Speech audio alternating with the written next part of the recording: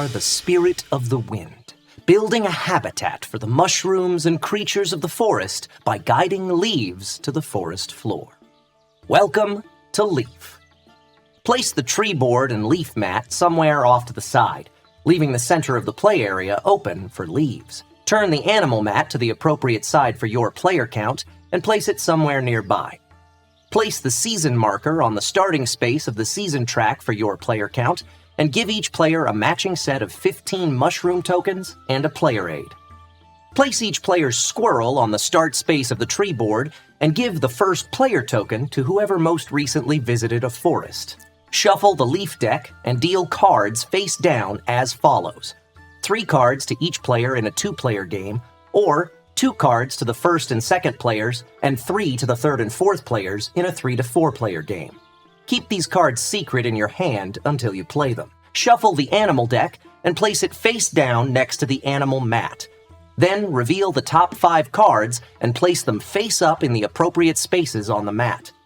Form a supply of acorn and sun tokens where everyone can reach them. Find the 2 starting leaves with this little curly Q icon on the back. Place them face up in the center of the play area with their tips touching like so. Find the top leaves for each leaf shape with this leaf icon on the back. Sort the rest of the leaves by shape into separate face-down piles. Shuffle up each pile, then place them face up onto the matching spaces of the leaf board, and put the top leaves on top of their corresponding piles. On your turn, you'll start by playing a leaf card from your hand. This will determine which leaf you're going to play to the forest floor, which will be the top leaf of the matching pile. If you have another leaf card that matches the one you're playing, you can discard it to place a baby mushroom on the leaf you're placing too. If you have no leaf cards in your hand at the beginning of your turn, take a -3 acorn token, draw 2 leaf cards, and then play one. If you play a card that matches an empty pile, you can choose the top leaf from any pile that still has leaves in it. After you've played your card, place the corresponding leaf flat on the play area with at least 2 of its tips touching the tips of other leaves that are already in play. Something like this. For the purposes of gameplay, the tips of the leaves are these little highlighted pips.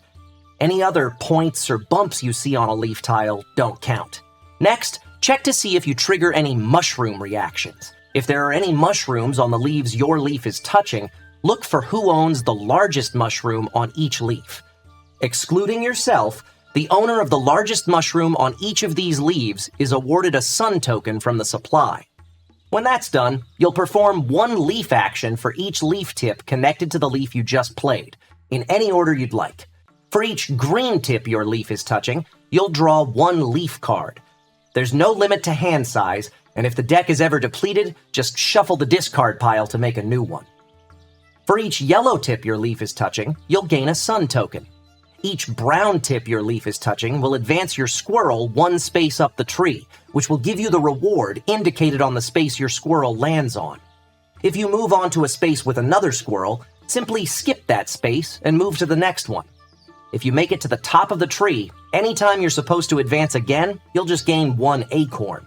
And when you get to a fork in the road, you choose which path to take, and stay on it until the next intersection. For each red tip your leaf is touching, you'll get to grow a mushroom. When you grow a mushroom, either add one of your baby mushrooms to a leaf that doesn't already have one of your mushrooms on it, or flip one of the baby mushrooms you've already got on the board to the adult side. Each orange tip your leaf is touching will give you an animal card. Choose any one of the cards on the mat, or draw the top card from the deck. Place the card you claim face up on the table in your forest, above your player aid. If that animal has an acorn icon, gain an acorn token. Don't refill any empty spaces on the animal mat until the end of your turn. After you've performed all your leaf actions for the turn, you have the option to discard 3 sun tokens to move the season marker forward 1 space. If you do, gain the number of acorns shown on that space. You can only do this once per turn, even if you have enough sun tokens to do it again. When you finish your turn, refill any empty animal card spaces on the animal mat, and play advances clockwise to the next player. When the season token crosses a frost line, each player immediately chooses 1 type of animal to hibernate, moving all animals of that type from their forest to their winter den. At the end of the game, Animals in your forest won't give you anything, but animals in your winter den will give you acorns depending on how many of each animal you manage to hibernate. So each player will only be able to score acorns on a maximum of 3 types of animals.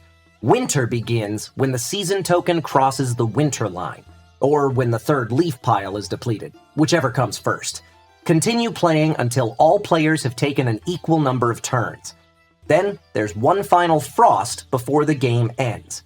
When the season marker is in the first winter space, players can still spend their 3 sun tokens to advance it once per turn to gain 3 acorns, but the season marker doesn't actually move. After the final frost, players gain acorns from a few different sources before the winner is determined. The squirrel that's highest on the tree gains 6 acorns. The second highest squirrel gets 3. Groups of adult mushrooms on adjacent leaves gain acorns based on this table, and animals in winter dens gain acorns based on this one. So if you had a group of 5 adult mushrooms and hibernated all 6 turtles by the end of the game, you'd get 10 acorns for the mushrooms and 9 for the turtles. Gain 1 acorn for every 2 sun tokens or leaf cards you have left over. One of each also works. After you've done all that, whoever has the most acorns is the winner, with the most leftover leaf cards and sun tokens serving as tiebreaker. If you're interested in playing the game by your lonesome, you'll find a set of solo rules in the back of the rulebook, along with some fun forest facts about all the different animals, mushrooms, and leaves used in the game. But other than that, that's everything you need to know to play Leaf. Hey, thanks for checking out BNB Tabletop, the home of the Board and Barrel, a live show every Sunday night at 5 p.m. Pacific where me and my buddies play board games. If you haven't seen it, you're missing out. We like to keep things interactive with our Buff and Nerf house rules that allow you to influence the course of the game, and virtual bingo cards that could win you a free board game of your own.